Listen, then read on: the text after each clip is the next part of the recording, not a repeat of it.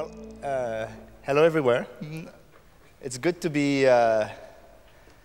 here a year later. Well, they gave me 10 minutes to actually talk with you guys, and I thought maybe I should talk about what I think is important in our industry is being an entrepreneur, what it means today, what it means with everything that's happening, and also about my own experience building NetVibe and growing NetVibe, and as some of you know probably, stepping down from NetVibe and having a whole new perspective of what our industry is. So, just a very quick review of NetVibe. The interesting thing of NetVibe is my initial idea was to build a consumer brand, a consumer start page, and try to get it as big as possible.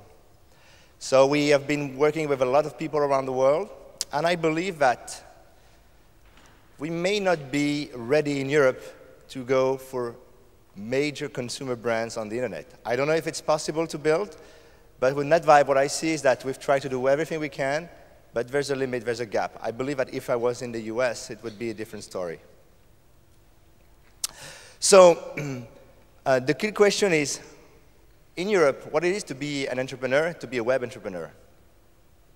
And I'd like to share with you, basically, I could have made a bigger list, but try to be 3 things that I learned by doing NetVibe.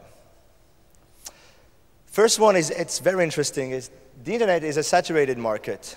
We forget that today, when we start and we jump in a new company, there's so many things already existing. I mean, imagine back in the days, you were #1 in one field just because you were actually the first one to get in this field. Now, for anything you do, you have so many companies, so many competitors, so many opportunities.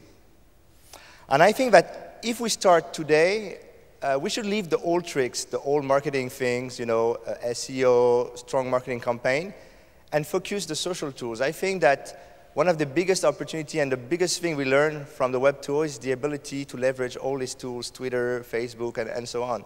And I think that any entrepreneur in the web actually should be better at using these tools than the old media. The big thing about advertising, it's interesting because we're entering in a cycle where advertising is going to be shaky at most. So there's 2 ways of doing a company. You rely on advertising or you don't. If you don't, I think it's better. But if you do, you should definitely focus on niche. It's better to start with niche marketing, niche audience. If you know very well your audience, it's better and easier to sell to the advertisers. I think that during bad times, it's really good to know what is my audience, how I'm going to address it, and be very, very good at addressing this audience. Don't forget that doing advertising-based model takes quite a long time, and usually we believe that it's going to be easy, but finding the first advertiser and getting the whole thing turning into a process takes quite a long time. The second thing is, I believe that everyone understands, and I believe everyone in this room knows that social attention is cannibalizing media attention. It's also cannibalizing media revenues. So if you can be better and execute faster on social media, just do it. Again, I believe that social media created an advantage for smaller companies, web tool companies, people like us. So at least we should leverage this as an advantage. The other thing is we need to take these consumers. I mean, the consumers are now interested in features that we usually call social media. I mean, sharing, the ability to transmit, to communicate through other tools.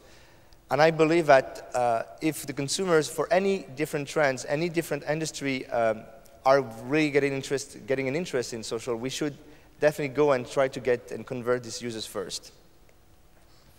The other thing, and I believe, especially in bad times, is that more and more, I see more and more large companies. I've been discussing with a lot of media companies, and they're all worried, not only about the financial crisis, but by the fact that nobody goes on TV anymore, nobody read magazines, buy newspaper, everyone is on Facebook or all this social media, and they really are scared about this.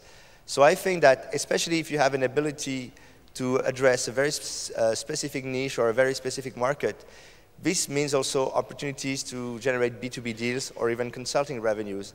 And in the coming days, I believe that this is something we should focus on.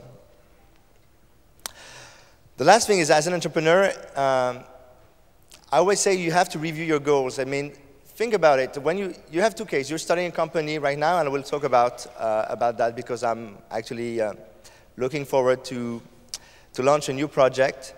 But even if you have a project, I think it's always a good thing, and I think I didn't do that enough with NetVibes, to just sit down and think about, if I was doing this company now, is it the right market? Am I doing the right strategy? Are we going in the right way? And I think you have always to sometimes think about a company and say, well, let's review this company as if I was just starting it now. And it's interesting to see, because when you get into the work and the process of doing a company, you get really into it, and you don't really have the time to just lay back and say, well, am I doing the right thing? Is it the right market?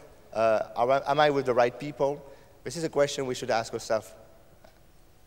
The other thing is, and especially with NetVibes, I was not really in favor into doing stuff for others. When you build your company, you should try to put all your things in the company.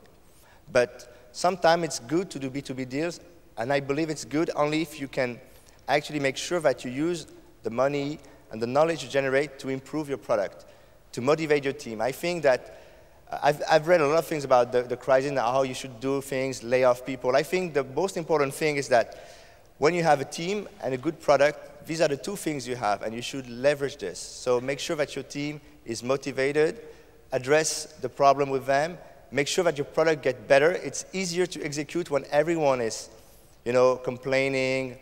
When you see the big media, when they don't know where they're going to go or if they should invest more money, I think it's an opportunity for startups to actually just go faster and drive faster. I think innovation really happens during crisis time. Just think about it. I've been surviving the previous crisis, and what I've seen is most of the media company or the big players left the web, and they came back 5 years later buying and paying enormous price for things that they could have built online if they kept staying in this market. The other interesting thing is, if you have VC or if VC funded, this is going to be a very good time to see if you have good VCs. Listen to them, see what they have to do, and also see if they can help you going through these difficult times. So I believe that building a company anyway is passion. It's important. Determination. What I've been writing here is obvious, but I believe that building a company is to do better with less money, less people. So I believe the crisis should be an opportunity rather than, complaining and thinking the future is dark. I think I'm very optimistic. I'm trying to give a very optimistic note here. But if you know what our day-to-day life is, you know that it's not going to be better. And anyway, we're here to just do our project and make sure that it works. Thank you. I just wanted to give you a couple of things, update about my situation. I see I got 45 seconds. The first thing is I'm with friends entrepreneurs in France. We are launching a seed fund. So if any project you have might be of interest, my email is here. And the second thing is I'm going to work on new projects, and I'm looking for very good Linux and UI hackers. So if anyone in the room is also available, just send me an email. And anyway, it's very good to talk to you guys, and I hope you will enjoy the conference. Thank you very much.